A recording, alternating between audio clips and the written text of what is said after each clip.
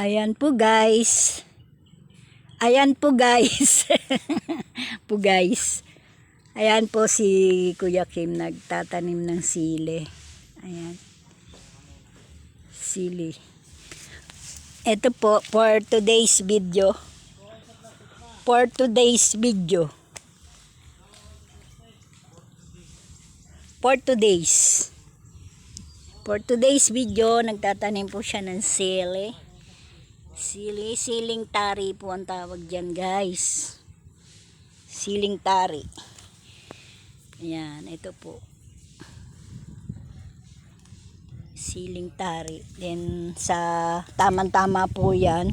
By December po, malalaki ng sili na yan. Pwede nang pangbenta ang bunga. Siling tari.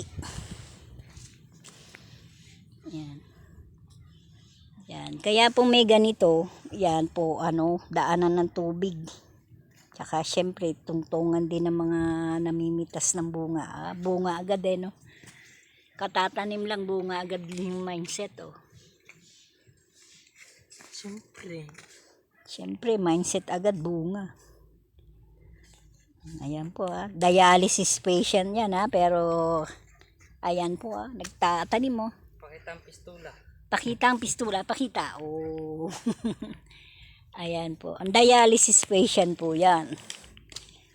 Siyempre. Baldado Oh, di ba? Hindi siya baldado. Kung baldado ka, pwede. Pwede. Yan po yung dialysis patient. Di kagaya nung iba guys, yung mga dialysis patient, laging nakahiga. Nagtatago sa kwarto. Pero yung kapitbahay natin dun, nagtatago sa kwarto lagi. Ayun. Nagpahinga na siya. Ha? Wah, wag konti lang naman, wag sobrang dami.